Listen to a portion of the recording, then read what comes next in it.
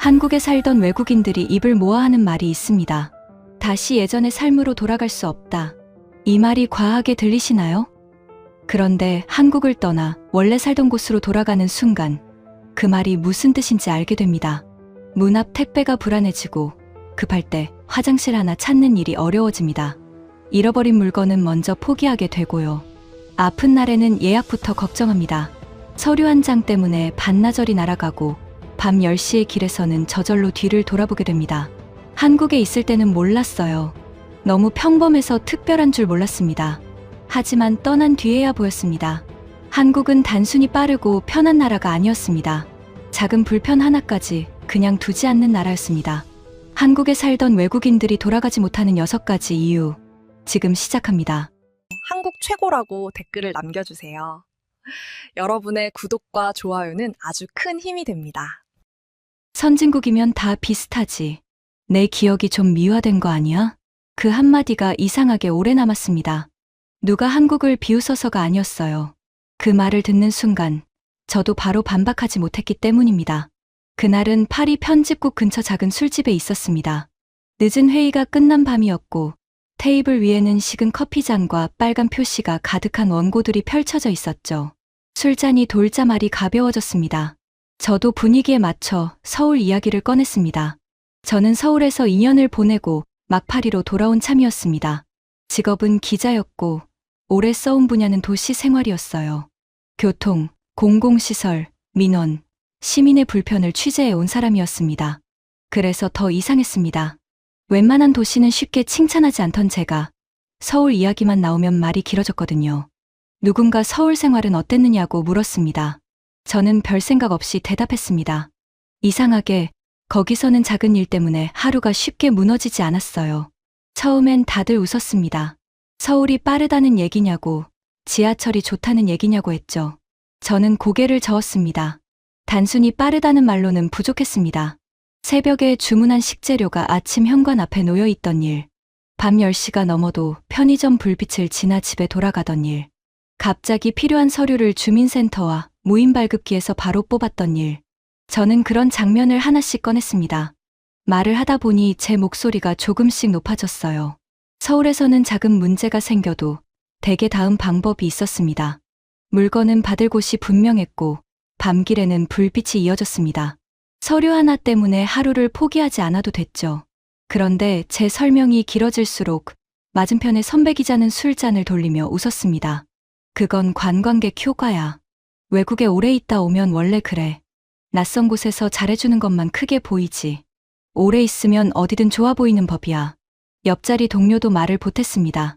진짜 선진국이면 다 비슷해. 한국이 특별한 게 아니라 내가 한국식 속도에 너무 익숙해진 거겠지. 저는 바로 대답하려고 입을 열었습니다. 아니라고, 한국은 달랐다고, 그건 속도만의 문제가 아니었다고 말하고 싶었어요. 그런데 말이 나오지 않았습니다. 머릿속에는 장면들이 있었습니다. 새벽 현관 앞 상자, 지하철역의 깨끗한 화장실 표지판, 잃어버린 지갑을 찾았다는 연락, 동네 병원 앞 약국 간판, 밤 10시에도 사람들이 걷던 골목. 장면은 분명했습니다. 하지만 증거라고 부르기엔 부족했습니다. 기자는 기억으로 싸우면 안 됩니다. 기억은 따뜻할수록 위험하고 익숙할수록 쉽게 부풀어 오릅니다. 도시를 취재하는 사람이라면 좋은 인상과 실제 생활을 구분해야 했습니다. 그런데 그날의 저는 한국을 설명하면서 자꾸 인상에 기대고 있었죠. 선배 기자는 마지막으로 잔을 내려놓으며 말했습니다. 너는 서울을 좋아했던 거야. 도시가 특별했던 게 아니라. 그 말이 정확한 칼처럼 들어왔습니다. 저는 더 이상 반박하지 않았습니다. 괜히 웃으며 잔을 들었고 대화는 다른 주제로 넘어갔습니다. 누군가는 취재비 삭감을 말했고 누군가는 파리 교통 파업을 꺼냈습니다. 테이블은 다시 시끄러워졌지만 제 귀에는 조금 전 문장만 남았습니다. 내 기억이 미화된 거야. 집으로 돌아오는 길, 파리의 밤 공기는 차가웠습니다. 지하철역 입구 앞에서 잠시 멈췄어요. 계단 아래로 발소리가 울렸고 전광판의 숫자는 천천히 바뀌었습니다. 저는 휴대전화를 꺼내 서울 사진을 넘겨봤습니다. 현관 앞에 물과 쌀, 비 오는 날 배달된 약 봉투, 늦은 밤 편의점 불빛, 구청 민원 창구의 번호표. 사진들은 너무 평범했습니다. 평범해서 오히려 설명하기 어려웠죠. 그러다 문득 겁이 났습니다. 혹시 정말 제가 착각한 걸까요? 서울에서 보낸 인연이 낯선 도시의 설렘 때문에 실제보다 좋게 남은 것은 아닐까요? 저는 서울에서 외국인이었습니다. 주변 사람들이 더 친절했을 수도 있고 편한 일만 기억했을 수도 있습니다. 파리의 불편은 크게, 서울의 불편은 작게 봤을 수도 있죠. 그 생각이 들자 감정만으로는 버틸 수 없었습니다. 집에 도착하자마자 노트북을 열었습니다. 책상 위 조명 하나만 켜두고 빈 문서를 만들었습니다. 제목을 쓰려다 지웠습니다. 한국이 특별한 이유. 너무 감정적이었습니다. 한국 생활의 우수성.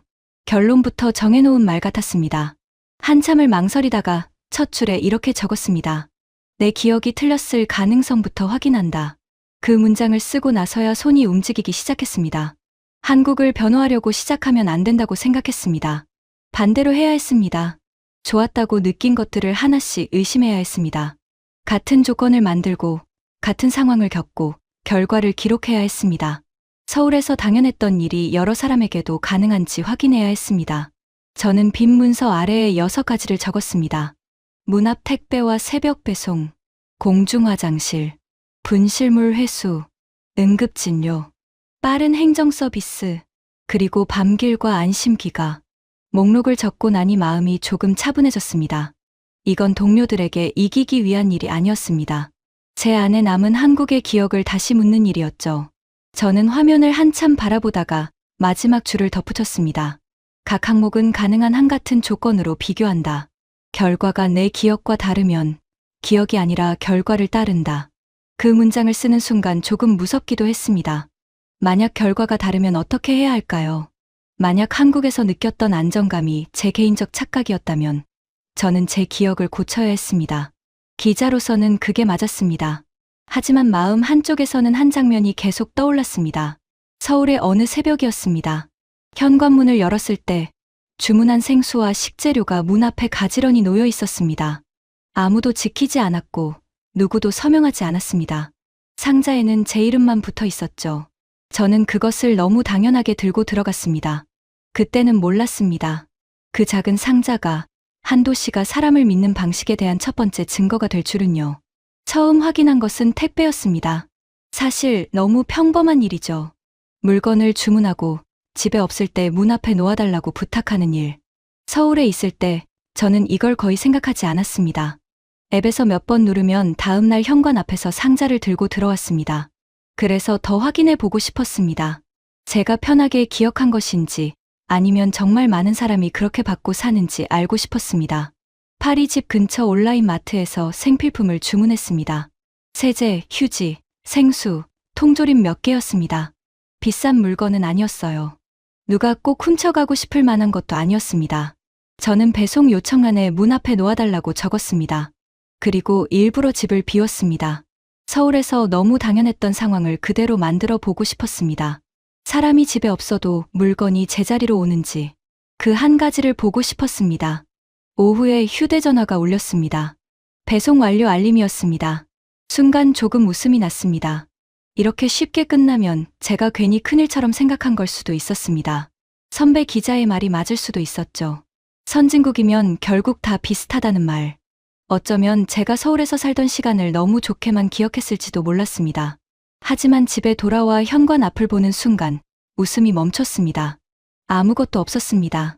처음에는 층을 잘못 봤나 싶었습니다. 엘리베이터 앞을 봤고 복도 끝도 봤습니다. 우편함 옆도 확인했습니다. 1층 현관 안쪽에도 내려갔습니다. 관리인이 가끔 물건을 놓아두는 작은 자리도 찾아봤습니다. 어디에도 제 물건은 없었습니다. 앱에는 여전히 배송 완료라고 떠 있었어요. 저는 바로 화를 내고 싶지 않았습니다. 한 번의 일로 판단하면 안 된다고 생각했습니다. 메모장에 짧게 적었습니다. 첫 번째 배송. 문 앞에 없음. 물건 위치 모름. 실수일 수 있음. 그렇게 적고 나니 조금 진정됐습니다. 고객센터에 전화를 걸었습니다. 한참 뒤 상담원이 연결됐습니다. 저는 문 앞 배송을 부탁했는데 물건이 보이지 않는다고 말했습니다. 상담원은 차분하게 설명했습니다. 공동주택에서는 분실 문제 때문에 기사가 가까운 픽업 장소에 맡기는 경우가 있다고 했습니다. 잠시 뒤 문자로 주소가 왔습니다. 집에서 걸어서 10분쯤 떨어진 작은 가게였습니다. 저는 다시 신발을 신고 밖으로 나갔습니다. 퇴근길 사람들 사이를 지나 가게에 도착했습니다. 바코드와 신분증을 보여주고서야 물건을 받을 수 있었습니다. 물건은 결국 제 손에 들어왔습니다. 큰 사고는 아니었죠. 누가 저를 괴롭힌 것도 아니었습니다. 하지만 제 하루는 이미 한번 흔들려 있었습니다. 집에 돌아와 다시 메모했습니다. 문 앞 배송 요청. 실제 수령은 픽업 장소. 이유는 분실 책임. 추가 이동 필요. 그리고 아래에 덧붙였습니다. 아직 결론 내리지 말 것. 두 번째 주문은 다른 업체에서 했습니다. 이번에는 생수 묶음과 작은 생활용품을 시켰습니다. 역시 문 앞에 놓아달라고 적었고 일부러 집을 비웠습니다. 이번에는 다른 알림이 왔습니다. 부재 중이라 배송하지 못했다는 내용이었습니다. 다시 받을 날짜를 고르라는 안내가 이어졌습니다. 가장 빠른 날짜는 사흘 뒤였습니다. 저는 휴대전화를 들고 한동안 서 있었습니다. 사흘. 물건 하나 때문에 사흘을 기다리는 일이 그렇게 큰 불편인가? 제가 서울식 속도에 익숙해진 것은 아닌가? 그렇게 생각해 보려고 했습니다. 하지만 사흘은 숫자로만 끝나지 않았습니다. 그날 집에 있어야 했고, 오전 일정을 비워야 했습니다. 기사가 언제 올지 모르는 채 기다려야 했습니다. 다시 배송되는 날, 저는 아침 약속을 미뤘습니다. 안내된 시간은 오전 8시부터 12시 사이였습니다. 기사는 11시 40분쯤 왔습니다. 초인종이 울렸고, 저는 문을 열었습니다. 물건을 받고 서명하고 문을 닫았습니다. 그게 전부였습니다. 그런데 오전이 거의 사라져 있더라고요. 그때 알게 됐습니다. 배송이 편하다는 말은 물건이 빨리 온다는 뜻만은 아니었습니다. 앱이 보기 좋다는 뜻도 아니었습니다. 더 중요한 것은 사람이 물건 하나 때문에 자기 시간을 묶어두지 않아도 된다는 것이었습니다. 서울에서 저는 택배를 기다리느라 하루를 비워둔 기억이 거의 없었습니다. 물건은 제가 없을 때 왔고 저는 돌아와서 받았습니다. 그 장면에는 아주 조용한 믿음이 있었습니다. 누군가 가져가지 않을 것이다. 그 믿음이 없으면 문 앞 배송은 마지막 순간에 막힙니다. 마지막 현관 앞에서 불안이 크면 사람은 다시 붙잡힙니다. 집에 있어야 하고 전화를 받아야 하고 날짜를 다시 잡아야 합니다. 때로는 직접 찾아가 내가 주인이라는 것도 증명해야 합니다. 저는 서울에 있는 지인에게 메시지를 보냈습니다. 요즘도 문 앞 배송이 흔하냐고, 제가 살던 오피스텔만 그랬던 것은 아닌지 물었습니다. 답장은 금방 왔습니다. 서울만 그런 게 아니라고 했습니다.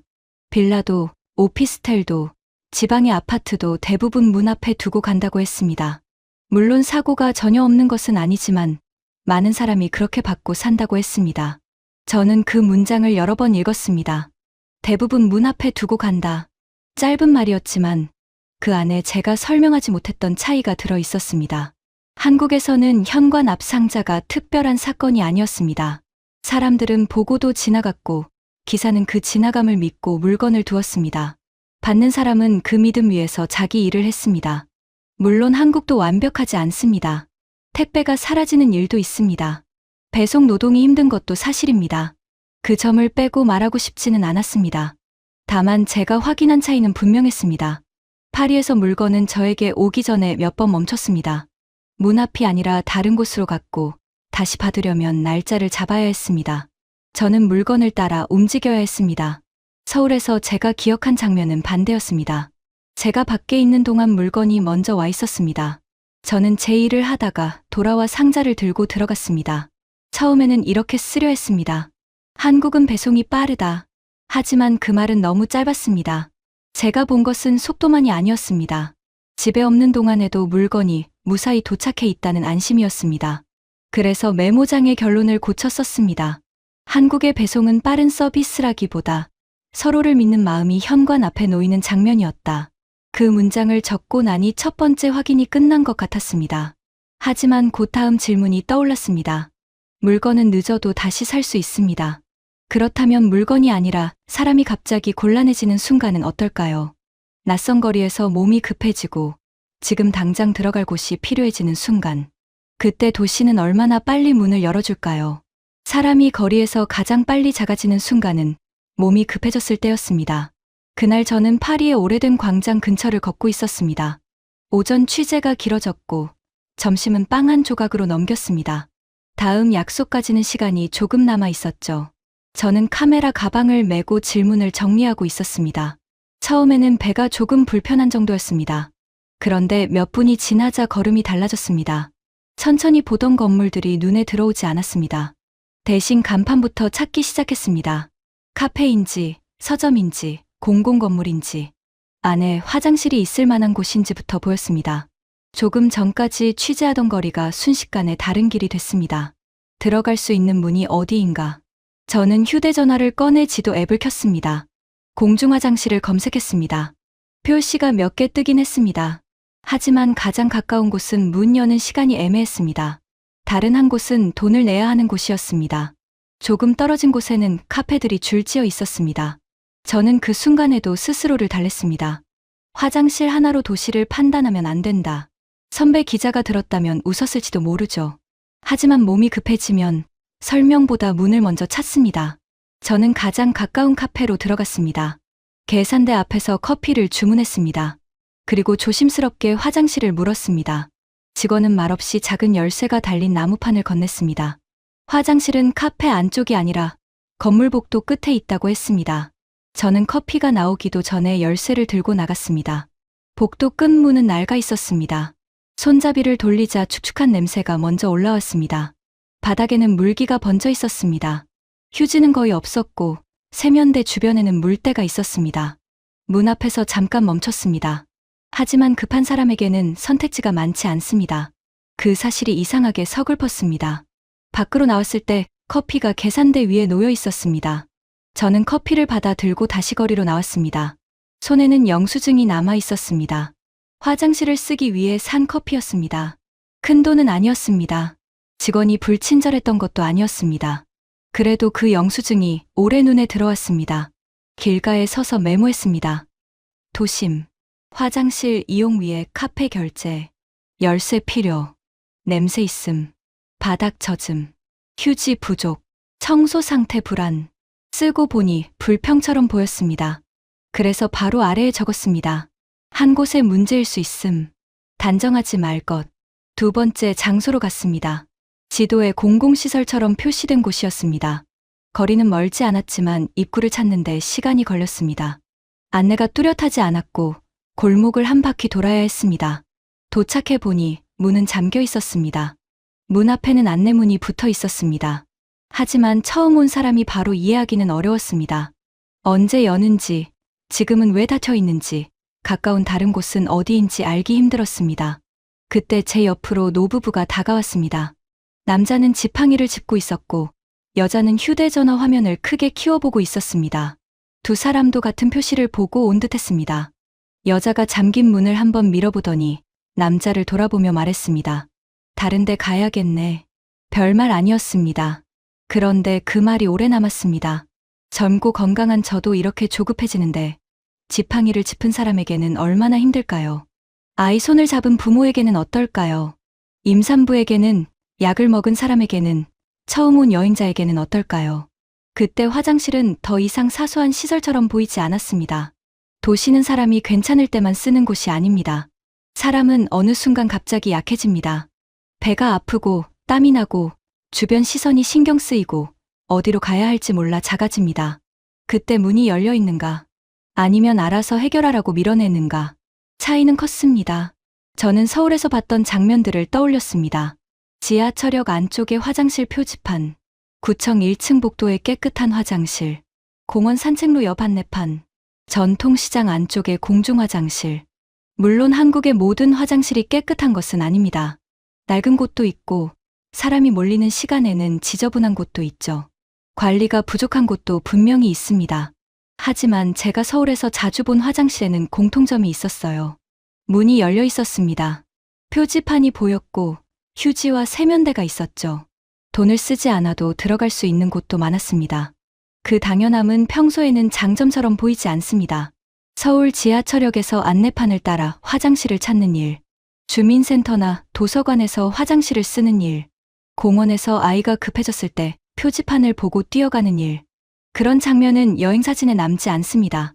하지만 사람이 정말 난처해지는 순간에는 그런 곳이 도시의 표정이 됩니다. 세 번째로 간 곳은 비교적 관리가 잘 된 유료 화장실이었습니다. 앞선 곳보다는 나았어요. 냄새도 덜했고 안쪽도 정돈돼 있었습니다. 그런데 입구 앞에서 한 관광객이 당황하고 있더라고요. 동전을 찾고 기계 사용법을 보고 뒤에 선 사람을 의식하면서 주머니를 계속 뒤졌습니다. 그 모습을 보는데 서울역이 떠올랐어요. 안내판을 따라가면 찾을 수 있던 화장실, 환승 통로에서 자연스럽게 보이던 표시, 아이 손을 잡은 부모가 별 설명 없이 들어가던 모습. 이건 무료냐, 유료냐의 문제만은 아니었습니다. 급한 사람이 얼마나 덜 헤매고 도착할 수 있는가, 그리고 들어간 뒤에 최소한 마음을 놓을 수 있는가. 그 문제였죠. 그날 저녁 저는 실험표를 채웠습니다. 파리에서는 카페 결제가 필요했습니다. 지도에 표시된 곳은 찾기 어렵거나 잠겨 있었어요. 어렵게 들어간 곳도 냄새, 젖은 바닥, 휴지 부족 때문에 편하지 않았습니다. 시설이 아예 없는 것은 아니었습니다. 하지만 갑자기 곤란해진 사람이 바로 들어가기에는 문턱이 있었습니다. 서울에서는 지하철역, 구청, 공원, 시장처럼 사람 다니는 길 안에 화장실이 자주 보였습니다. 무료인 곳이 많았고 표지판도 눈에 잘 들어왔어요. 휴지와 세면대가 갖춰진 곳도 많았습니다. 완벽하다는 뜻은 아닙니다. 다만 급한 사람이 문 앞에서 오래 작아지지 않아도 되는 경우가 훨씬 많았습니다. 처음 결론은 이렇게 쓰려 했습니다. 한국은 화장실이 많고 깨끗하다. 하지만 그 말은 너무 짧았어요. 제가 본 것은 숫자만이 아니었습니다. 열린 문, 잘 보이는 안내, 휴지와 세면대, 돈을 쓰지 않아도 되는 장소. 그 모든 것이 한 가지를 묻고 있었죠. 사람이 가장 난처한 순간에도 부끄럽지 않게 해주는가. 저는 문장을 지우고 다시 적었습니다. 한국의 공중화장실은 작은 편의가 아니라 사람을 거리에서 오래 초라하게 두지 않는 배려였다. 그 문장을 쓰고 나서야 두 번째 확인이 끝난 것 같았어요. 하지만 다음 확인은 제가 정한 시간에 시작되지 않았습니다. 도시를 가장 정확하게 보게 되는 순간은 계획한 질문보다 사고처럼 찾아올 때가 많았습니다. 그 다음 날, 저는 작은 가방 하나를 잃어버렸어요. 그날 아침은 평소와 다르지 않았습니다. 편집국에 낼 원고 마감이 가까웠고, 오전에는 파리 14구 쪽 시청사에서 인터뷰가 있었습니다. 카메라 가방을 손에 들고, 노트북이 든 백팩을 메고, 작은 크로스백은 왼쪽 어깨에 걸었죠. 그 안에는 여권 사본, 취재 수첩, 보조 배터리, 녹음기, 비교 기록 몇 장이 들어 있었습니다. 아주 비싼 물건은 아니었지만 잃어버리면 그날 하루가 바로 흔들리는 물건들이었습니다. 인터뷰는 생각보다 길어졌습니다. 담당자는 친절했고 필요한 답도 꽤 들었어요. 시청사를 나왔을 때는 점심시간이 조금 지나 있었습니다. 저는 근처 카페에 들어가 커피를 주문하고 창가 자리에 앉았습니다. 노트북을 꺼내려는데 이상하게 어깨가 가벼웠어요. 처음에는 외투가 한쪽으로 흘러내린 줄 알았습니다. 그런데 손이 허공을 더듬었습니다. 늘 있어야 할 가방끈이 없었죠. 의자 옆을 보고 발밑을 보고 백팩 주머니를 열었습니다. 카메라 가방도 다시 확인했습니다. 없었습니다. 그 순간 아침에 탔던 열차가 떠올랐습니다. 저는 잠깐 좌석 옆구리에 작은 가방을 걸어두었어요. 수첩을 꺼내 인터뷰 질문을 다시 받고 내릴 때는 백팩과 카메라만 챙겼습니다. 그 장면이 너무 선명해서 몇 초 동안 그대로 굳어 있었죠. 커피는 그대로 두고 밖으로 나왔습니다. 역까지 걸어가는 동안 같은 생각만 반복했어요. 아직 그 자리에 있을까? 누가 발견했을까? 영무실에 맡겨뒀을까? 머릿속이 그 질문들로 가득 찼습니다. 역 안내 창구 앞에는 사람들이 몇 명 서 있었습니다. 제 차례가 되자 저는 어느 열차였는지, 어느 시간대였는지, 어느 칸 근처였는지 말했습니다. 역무원은 친절했고 가능한 방법을 차근차근 알려주었어요. 하지만 설명을 들을수록 마음은 조금씩 가라앉았습니다. 먼저 온라인으로 분실물 신고를 해야 했습니다. 그 다음 종착역 쪽에도 확인해야 했어요. 시간이 지나면 중앙분실물센터 목록을 다시 봐야 했습니다. 어디에 들어오면 누가 바로 연락해주는 방식은 아니었습니다. 제가 계속 확인해야 하는 일이었죠. 저는 역벤치에 앉아 휴대전화로 신고 페이지를 열었습니다. 물건 종류와 색깔을 고르고 작은 검은색 크로스백 안에 취재 수첩과 녹음기, 보조 배터리와 여권 사본이 들어 있었다고 적었습니다. 안쪽 지퍼에 달린 작은 열쇠고리도 빠뜨리지 않았어요. 접수를 누르자 번호가 나왔습니다. 저는 그 번호를 캡처하고 메모장에도 옮겼어요. 그런데 그 번호가 이상하게 저를 안심시키지 않았습니다. 오히려 이제부터 제가 붙잡고 있어야 할 작은 끈처럼 보였습니다. 영무원은 내일 다시 확인해보라고 했습니다. 틀린 말은 아니었습니다. 불친절한 것도 아니었어요. 하지만 그 순간 저는 가방을 잃어버린 사람이 아니라 가방을 찾아야 하는 담당자가 된 것 같았습니다. 어디에 신고했는지, 어떤 번호를 받았는지, 언제 다시 확인해야 하는지 전부 제가 기억해야 했죠. 그날 오후 일은 손에 잡히지 않았습니다. 편집국으로 돌아와서도 저는 계속 분실물 조회 페이지를 새로 고침했어요. 아무 변화가 없었습니다. 다른 번호로 전화해보라는 안내가 나왔고 그 번호로 전화하면 다시 온라인 접수를 했느냐고 물었습니다. 했다고 말하면 그러면 기다려야 한다는 대답이 돌아왔죠. 문제는 가방의 값이 아니었습니다. 가방 하나 때문에 하루가 조금씩 무너지는 기분이었어요.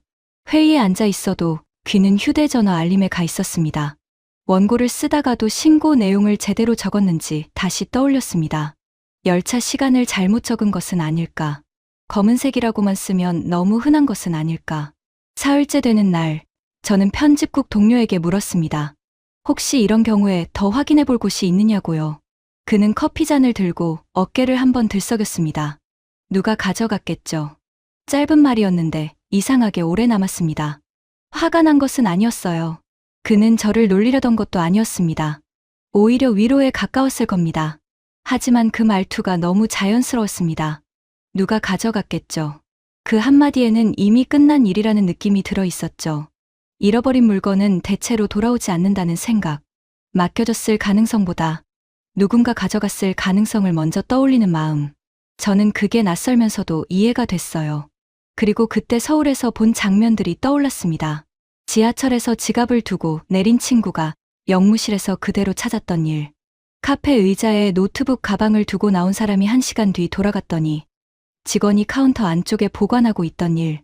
택시에 두고 내린 휴대전화가 기사 연락을 거쳐 주인에게 돌아왔다는 이야기. 그 이야기들이 전부 아름다운 미담은 아니었습니다. 때로는 오래 걸렸고 누군가는 끝내 찾지 못했어요. 한국에서도 도난은 있습니다.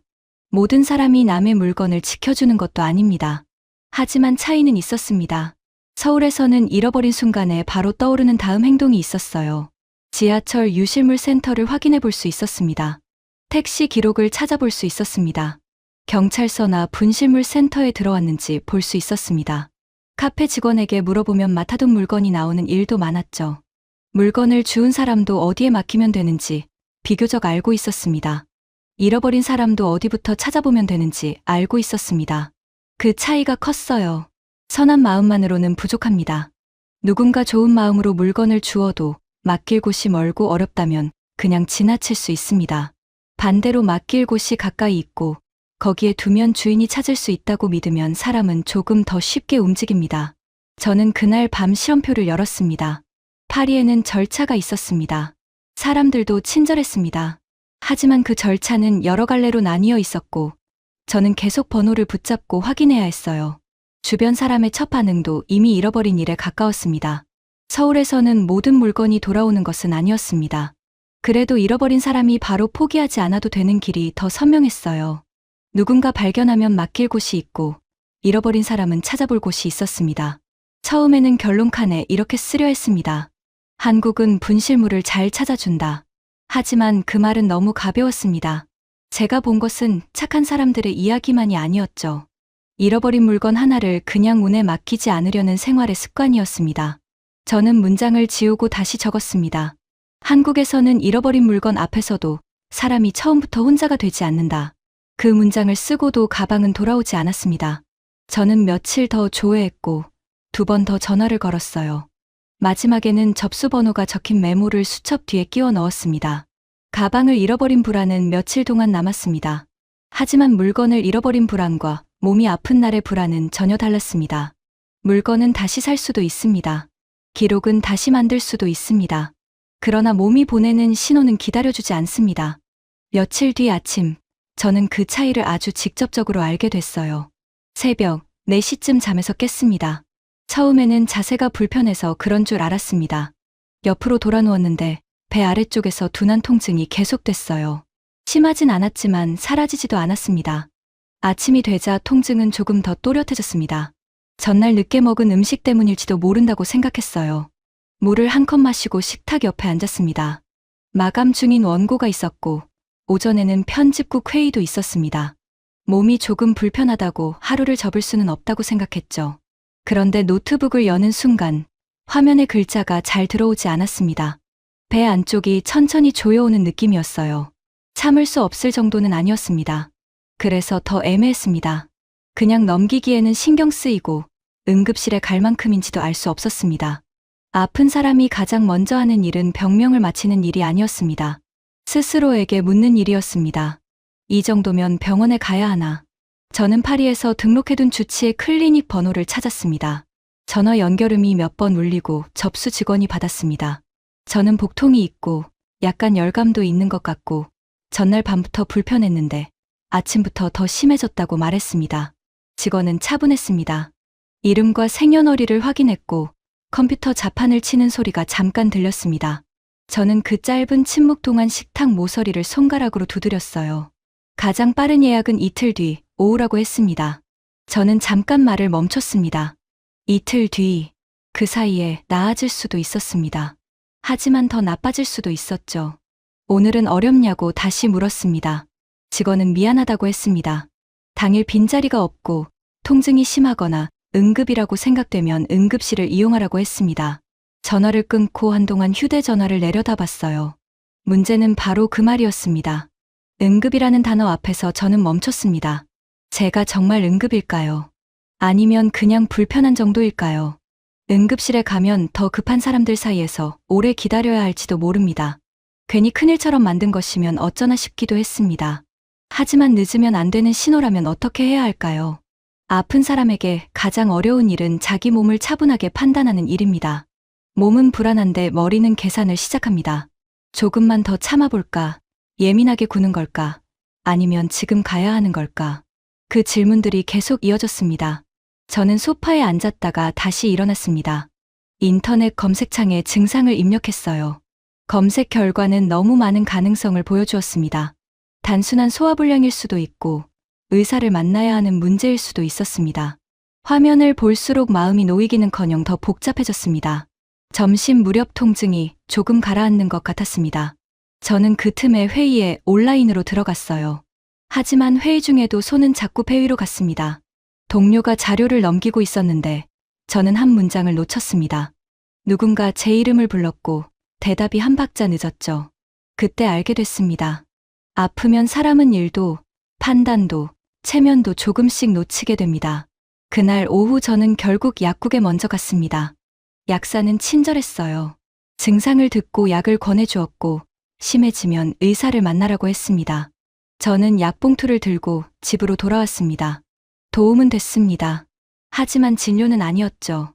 누군가 제 배를 눌러본 것도 아니고 열을 재고 상태를 확인한 것도 아니었습니다.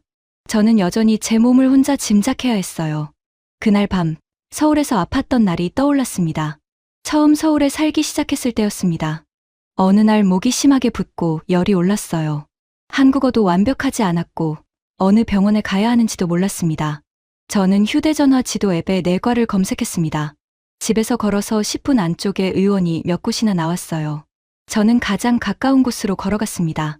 접수대 앞에서 어색하게 증상을 말하고 외국인 등록증을 내밀었어요. 대기실에는 아이를 데려온 어머니, 점심시간을 쪼개온 직장인, 마스크를 쓴 어르신이 앉아 있었습니다. 병원은 크지 않았지만 이상하게 마음이 조금 놓였어요. 적어도 저는 어디에 앉아 기다리면 되는지 알고 있었죠. 오래지 않아 이름이 불렸습니다. 의사는 목을 보고 열을 확인하고 몇 가지를 물었습니다. 설명이 길지는 않았어요. 하지만 제게 필요한 것은 긴 설명이 아니었습니다. 지금 이 증상이 어느 정도인지, 무엇을 조심해야 하는지, 어떤 약을 먹으면 되는지, 더 나빠지면 어디로 가야 하는지, 그 정도면 충분했습니다. 진료가 끝나고 나오자 같은 건물 1층에 약국이 있었습니다. 처방전을 내밀고 몇 분 기다리자 약이 나왔어요. 약사는 먹는 방법을 짚어주었습니다. 저는 봉투를 들고 집으로 돌아왔습니다. 집을 나선 지 1시간도 채 지나지 않았던 것 같아요. 그때는 그냥 편하다고만 생각했습니다. 하지만 파리의 식탁 앞에서 배를 움켜쥐고 앉아있던 그날, 그 기억은 다르게 보였습니다. 그것은 빠른 서비스가 아니었습니다. 오늘 아픈 사람이 오늘 의사를 만날 수 있다는 일이었습니다. 증상이 애매한 사람이 검색창 앞에서 혼자 자기 몸을 재판하지 않아도 되는 일이었죠. 저는 한국에 사는 외국인 지인들에게도 메시지를 보냈습니다. 아팠을 때 어떻게 병원을 이용했는지 물었습니다. 답은 비슷했습니다. 감기, 장염, 피부 발진, 알레르기 같은 일은 대개 동네 의원에서 당일에 봤다고 했어요. 진료 뒤 바로 약국에 들렀다고 했습니다. 물론 불편도 있었습니다. 언어가 막히는 곳도 있었고 병원마다 차이도 있었습니다. 접수 방식이 낯설었다는 사람도 있었죠. 그래도 공통점은 분명했습니다. 아픈 날에 바로 움직일 수 있는 다음 길이 있었다는 것. 프랑스 의료가 나쁘다는 말을 하려는 것이 아닙니다. 파리에도 훌륭한 의사와 병원이 있습니다. 큰 병을 치료하는 힘도 있고 좋은 의료진도 많습니다. 한 나라의 의료를 한 문장으로 낮춰 말할 수는 없습니다. 한국도 완벽하지 않습니다. 과잉 진료 이야기도 있고 병원마다 차이도 있습니다. 의료진이 너무 지쳐 있다는 말도 들었습니다. 대기 시간이 길 때도 있고 설명이 부족할 때도 있습니다. 저는 그 문제들을 모른 척하고 싶지 않았습니다. 하지만 그날 제가 묻고 있던 질문은 아주 단순했습니다. 평범한 사람이 오늘 아프면 오늘 의사를 만날 수 있는가? 이 질문 앞에서는 이야기가 달라졌습니다. 좋은 병원이 어딘가에 있다는 사실과 지금 배를 움켜쥔 사람이 그날 진료실 문을 열 수 있다는 사실은 같지 않습니다. 몸이 아픈 날에는 먼 곳의 훌륭함보다 오늘 닿을 수 있는 문이 더 먼저 필요합니다. 저는 실험표를 열었습니다. 파리에서는 주치의 예약이 이틀 뒤였습니다. 당일 진료는 쉽지 않았어요. 응급실이라는 길은 있었지만 제가 정말 응급인지 스스로 판단해야 했습니다. 약국은 도움을 주었지만 의사를 만난 것은 아니었죠. 서울에서는 동네 의원과 약국이 사람 다니는 길 가까이에 있었습니다. 아픈 사람이 큰 결심을 하지 않아도 진료실까지 갈 수 있었습니다. 외국인인 저도 필요한 서류와 간단한 절차만 거치면 그 안으로 들어갈 수 있었습니다. 처음에는 결론칸에 이렇게 쓰려 했습니다. 한국은 병원 가기가 쉽다. 하지만 그 말도 너무 얇았습니다. 제가 느낀 것은 쉬움만이 아니었어요. 아픈 날에는 쉬운 것이 곧 안심이 됩니다. 여러 번호로 전화를 돌리지 않아도 되는 것, 스스로 심한 병인지 아닌지 끝없이 판단하지 않아도 되는 것, 진료를 받고 약을 들고 집으로 돌아오는 일이 하루 안에 끝나는 것, 그것은 단순한 편리함이 아니었습니다. 저는 문장을 지우고 다시 적었습니다. 한국에서는 오늘 아픈 사람이 오늘 혼자 버티지 않을 가능성이 더 컸다. 며칠 뒤 통증은 가라앉았습니다. 다행히 큰 문제는 아니었어요. 하지만 저는 그날의 불안을 오래 기억했습니다. 몸이 아픈 날, 기다림은 그냥 시간이 아닙니다. 기다리는 동안 사람은 자기 증상을 의심하고, 자기 판단을 의심하고, 결국 자기 몸까지 혼자 책임져야 한다고 느낍니다. 그래서 가까운 병원 하나, 오늘 가능한 진료 하나가 생각보다 큰 힘이 됩니다. 그날 이후 저는 서울에서 아무렇지 않게 지나쳤던 간판들을 다시 떠올렸습니다. 내과, 이비인후과, 약국. 별것 아닌 글자처럼 보였던 그 간판들이 사실은 아픈 사람에게 보내는 작은 문장 같았어요. 오늘 아프면 일단 여기로 오세요. 저는 그 문장이 얼마나 큰 안심인지 파리의 식탁 앞에서야 알게 됐어요. 서류 한 장이 필요하다는 메일은 몸이 조금 나아진 뒤에 왔어요. 편집국에서 메일이 왔습니다. 제목은 짧았어요. 자료 확인 요청. 저는 커피잔을 옆으로 밀고 첨부 파일을 열었습니다. 기사에 넣을 신원 확인 자료가 하나 빠졌다고 했습니다. 이름과 주소가 함께 보이는 문서를 보내달라는 내용이었죠. 처음에는 별일 아니라고 생각했어요. 서류 한 장이었습니다. 이름, 주소, 날짜가 적힌 종이 한 장. 저는 노트북을 열고 파리시청 사이트에 들어갔습니다. 검색창에 서류 이름을 넣었습니다. 화면은 깔끔했고 메뉴도 정리되어 보였습니다. 금방 끝날 줄 알았죠. 그런데 로그인 화면에서 막혔습니다. 계정을 만들라고 했고 본인 확인을 하라고 했습니다. 예전에 등록한 휴대전화 번호로 문자가 간다고 했는데 그 번호는 이미 쓰지 않는 번호였습니다. 다른 방법을 눌렀더니 앱을 설치하라고 했습니다. 앱을 설치하자 다시 본인 확인을 하라고 했어요. 저는 의자에 기대어 숨을 내쉬었습니다. 아직 서류를 신청한 것도 아니었습니다. 문 앞에 선 것도 아니고 겨우 첫 화면을 넘기는 중이었어요. 그런데 시간은 벌써 흘러가고 있었습니다. 다른 길로 다시 들어가 봤습니다. 이번에는 신청서 화면까지 갔어요. 이름을 쓰고 생년월일을 넣고 주소를 입력하고 필요한 이유를 골랐습니다. 이제 끝나겠지 싶었습니다. 그런데 마지막에 방문 수령이라고 떴습니다. 가능한 시간을 예약하라고 했어요. 가장 빠른 시간은 다음날 오전이었습니다. 저는 달력을 열었습니다. 그 시간에는 전화 인터뷰가 잡혀 있었습니다. 잠깐 망설이다가 인터뷰를 오후로 미뤘습니다. 편집국에도 오전에 관공서에 다녀오겠다고 메시지를 보냈어요. 서류 한 장 때문이었습니다. 다음 날 아침, 저는 조금 일찍 집을 나섰습니다. 길을 잘못 들까봐 휴대전화 지도를 켰습니다. 기관 건물 앞에는 이미 사람들이 서 있었습니다. 문이 열리자 사람들이 조용히 안으로 들어갔고, 저도 따라 들어갔습니다. 안쪽에는 번호표 기계가 있었습니다. 화면에는 업무가 여러 개로 나뉘어 있었어요. 저는 어떤 버튼을 눌러야 할지 몰라 잠깐 멈췄습니다. 뒤에 사람이 서자 목덜미가 뜨거워졌습니다. 결국 안내 직원에게 물었고, 직원은 친절하게 버튼을 눌러주었습니다. 번호표에는 27번이 찍혀 있었습니다. 대기실 의자에 앉았습니다. 전광판 숫자는 하나씩 올라갔습니다. 누군가는 서류 봉투를 들고 있었고, 누군가는 아이 손을 잡고 있었습니다.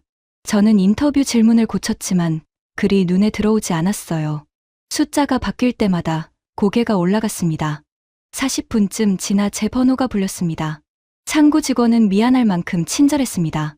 제 말을 끝까지 들었고 신분증을 확인했고 컴퓨터에 몇 가지를 입력했습니다. 저는 이제 프린터에서 종이가 나올 거라고 생각했어요. 그런데 직원의 표정이 조금 바뀌었습니다. 이 서류는 여기서 바로 출력할 수 없다고 했습니다. 담당 부서 확인이 필요하고 며칠 뒤 우편으로 받을 수 있다고 했어요. 저는 다시 물었습니다. 오늘 받을 수는 없나요? 직원은 고개를 저었습니다.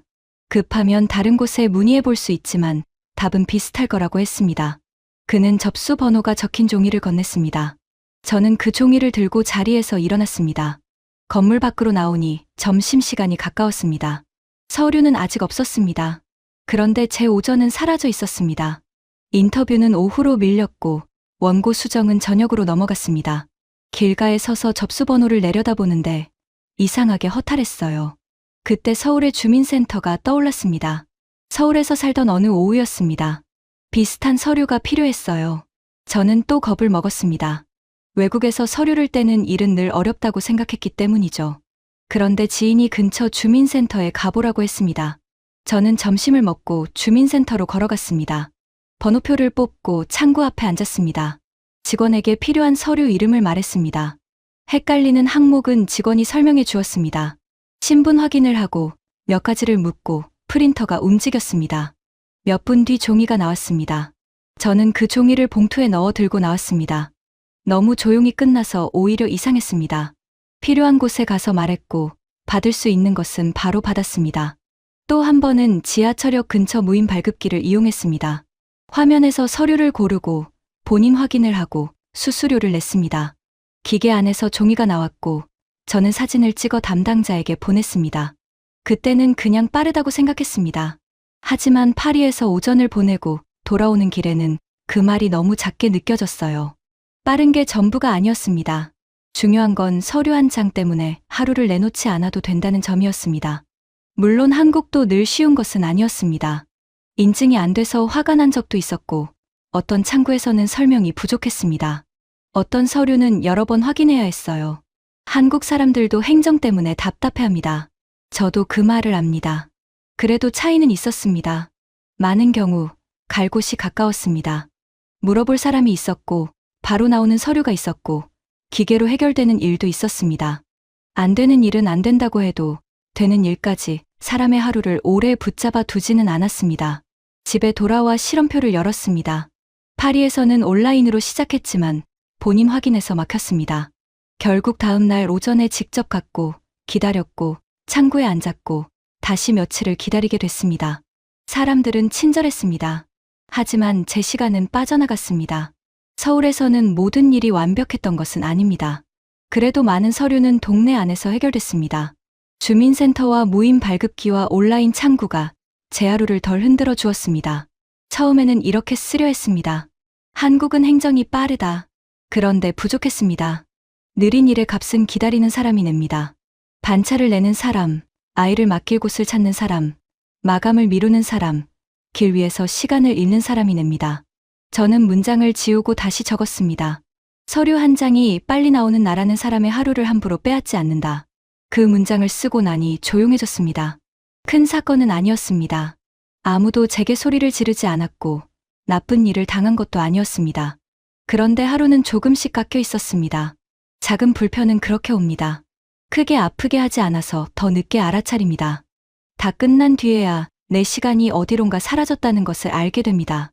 그날 편집국 마감은 늦게 끝났습니다. 시계를 보니 밤 10시였습니다. 사무실에는 몇 명만 남아 있었습니다. 창밖의 파리는 이미 어두웠습니다. 저는 가방을 챙기다가 잠시 멈췄어요. 지하철을 탈지, 택시를 부를지, 마지막 실험을 해볼지 생각했습니다. 결국 한 정거장 앞에서 내려 집까지 걸어가 보기로 했습니다. 낮이라면 아무 일도 아니었습니다. 걸어서 20몇 분. 휴대전화 지도는 짧은 길을 보여주었습니다. 하지만 밤이 되면 같은 길도 다르게 보였습니다. 카페 앞 의자는 접혀 있었고 가게 불도 하나씩 꺼지고 있었습니다. 첫 골목에 들어서자마자 저는 이어폰을 뺐습니다. 음악이 싫어서가 아니었습니다. 주변 소리를 놓칠까 봐 불안했거든요. 뒤에서 걷는 소리, 오토바이 소리, 철문이 닫히는 소리가 따로 들렸습니다. 그 소리들이 저를 향한 것은 아니었습니다. 그런데도 저는 자꾸 뒤를 돌아봤습니다. 위험한 일은 아무것도 일어나지 않았습니다. 누가 따라온 것도 아니고 소리를 지른 사람도 없었습니다. 가로등은 켜져 있었고 신호등도 정상적으로 바뀌었습니다. 멀리 경찰차가 지나가는 것도 보였어요. 그런데 제 걸음은 낮보다 빨라졌습니다. 지도는 골목길을 추천했습니다. 저는 큰 길을 골랐습니다. 조금 돌아가더라도 밝은 길이 나았습니다. 열린 가게가 하나라도 보이는 길이 나았습니다. 택시가 지나갈 수 있는 길이 나았습니다. 그때 알게 됐습니다. 밤길에서 힘든 것은 꼭 무슨 일이 생겨서가 아니었습니다. 무슨 일이 생기지 않게 계속 생각해야 하는 것이 힘들었습니다. 어느 길이 밝은지, 뒤에 걷는 사람이 같은 방향인지, 들어갈 가게가 있는지, 휴대전화 배터리는 충분한지. 저는 걷고 있었지만 머릿속으로는 계속 계산하고 있었습니다. 길모퉁이의 작은 가게가 문을 닫고 있었습니다. 주인은 간판을 안으로 들이고 있었고 노란 불빛이 보도 위로 잠깐 흘러나왔습니다. 저는 그 앞에서 걸음을 조금 늦췄습니다. 사람이 있다는 사실만으로 마음이 놓였습니다. 하지만 셔터가 내려가자 그 길은 금세 조용해졌습니다. 그 순간 서울의 밤이 떠올랐습니다. 서울의 밤이 언제나 편했던 것은 아닙니다. 낯선 골목에서는 저도 긴장했습니다. 술집이 많은 길에서는 피하고 싶은 순간도 있었어요. 늦은 밤 택시 번호를 가족에게 보내는 사람도 봤습니다. 한국이라고 모든 길이 안전한 것은 아닙니다. 그래도 서울에서 자주 느낀 것이 있었습니다. 조심은 하지만 혼자 남겨졌다는 느낌은 덜했습니다. 밤 10시의 서울 거리에는 아직 사람들이 많았습니다. 지하철역 계단에서는 퇴근한 사람들이 올라왔습니다. 버스 정류장에는 휴대전화를 보는 사람들이 있었습니다. 편의점 불빛은 골목마다 이어졌고 작은 식당은 마지막 손님을 받거나 정리 중이었습니다. 택시도 배달 오토바이도 계속 지나갔습니다. 그 장면들이 아름답다는 뜻은 아니었습니다. 그저 밤에 아직 사람들이 있다는 뜻이었습니다. 사람이 있으면 마음이 조금 내려앉습니다. 무슨 일이 생기면 들어갈 곳이 있고 방향을 바꿀 수 있고 누군가 있는 쪽으로 걸어갈 수 있습니다. 그것만으로도 밤의 무게가 줄어듭니다. 저는 서울에서 밤늦게 원고를 마치고 돌아오던 날들을 떠올렸습니다. 편의점 앞에는 컵라면을 먹는 학생들이 있었습니다. 대리운전 기사를 기다리는 회사원들이 있었습니다. 약국 간판이 아직 켜져 있던 날도 있었고 횡단보도 앞에는 저 말고도 신호를 기다리는 사람들이 있었습니다. 그때는 그저 시끄럽다고 생각했어요. 지금 생각해보니 그 소리와 불빛이 밤의 무게를 나눠 가지고 있었습니다. 파리의 길에서 저는 휴대전화를 자꾸 손에 쥐었습니다. 지도를 보기 위해서이기도 했지만 바로 연락할 수 있다는 느낌이 필요했거든요. 뒤에서 두 사람이 크게 웃으며 걸어왔을 때 저는 길 건너편으로 옮겨갔습니다. 그들은 자기들끼리 이야기하며 지나갔습니다. 그런데도 심장이 조금 빨리 뛰었습니다. 걷는 동안 계속 생각했습니다. 이 비교가 너무 단순한 것은 아닐까? 파리에도 안전한 동네가 있고 서울에도 피하고 싶은 길이 있습니다. 한 도시 전체를 한 문장으로 말할 수는 없습니다. 그래서 노트에 이렇게 적었습니다. 오늘 본 것은 범죄의 숫자가 아니다. 밤에 집으로 가는 사람이 얼마나 덜 혼자가 되는가이다. 그 문장을 쓰고 나니 제가 왜 큰 길을 골랐는지 알 것 같았습니다. 저는 빠른 길이 아니라 덜 외로운 길을 고르고 있었습니다. 불이 켜진 길, 사람이 있는 길, 차가 다니는 길. 그런 길을 찾아 조금씩 돌아가고 있었습니다. 집 근처에 도착했을 때도 밤 10시가 지나 있었습니다. 현관 앞에서 열쇠를 꺼내는데 이상하게 피곤했습니다. 많이 걸어서가 아니었습니다. 계속 살피며 걸었기 때문이죠. 방에 들어와 불을 켰습니다. 코트를 의자에 걸고 한동안 그대로 서 있었습니다. 한국에서 저는 밤길을 너무 당연하게 여겼는지도 모릅니다. 늦은 버스, 지하철 안내, 편의점 불빛, 택시 호출, 아직 걸어 다니는 사람들. 하나하나는 대단해 보이지 않았습니다. 그런데 겹치면 집으로 돌아가는 일이 조금 덜 무서워졌습니다. 저는 실험표의 마지막 칸을 채웠습니다. 파리에서 밤 10시 귀가가 불가능한 것은 아니었습니다. 위험한 일이 생긴 것도 아니었습니다. 다만 저는 이어폰을 빼고 큰 길을 고르고 열린 가게를 찾고 뒤를 돌아봤습니다. 마음을 놓으려고 계속 애써야 했습니다. 서울의 밤도 완벽하지 않았습니다. 그래도 많은 순간, 늦은 시간까지 남아있는 사람과 불빛이 있었습니다. 그 덕분에 저는 조금 덜 혼자가 됐습니다. 그날 밤, 저는 6가지 기록을 다시 펼쳤습니다. 문 앞의 택배, 공중화장실, 잃어버린 가방, 아픈 날의 병원, 서류 한 장, 그리고 밤 10시의 귀가. 모두 작고 평범한 일이었습니다. 뉴스 제목이 되기 어려운 일들이었습니다. 하지만 그 평범한 순간들이 모이자 한 문장이 천천히 보였습니다. 제가 서울을 그리워한 것은 한국이 화려해서가 아니었습니다. 곤란한 순간마다 그곳이 저를 완전히 혼자 두지 않았기 때문이었습니다. 다음 날 아침, 책상 위에는 실험표가 그대로 펼쳐져 있었습니다. 커피를 들고 앉아 처음부터 다시 읽었습니다.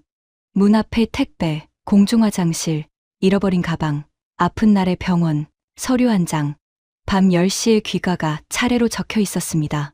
파리에서 겪은 일과 서울에서 떠올린 일이 나란히 있었습니다. 처음에는 서로 다른 이야기라고 생각했습니다. 배송은 배송이고, 화장실은 화장실이고, 병원은 병원이라고 생각했습니다. 그런데 다시 읽어보니 모두 같은 질문으로 모이고 있었습니다. 사람이 곤란해졌을 때 어디로 갈 수 있는가? 물건이 없어졌을 때 찾아볼 곳이 있는가? 몸이 아플 때 오늘 만날 의사가 있는가? 서류가 필요할 때 하루를 다 내놓지 않아도 되는가?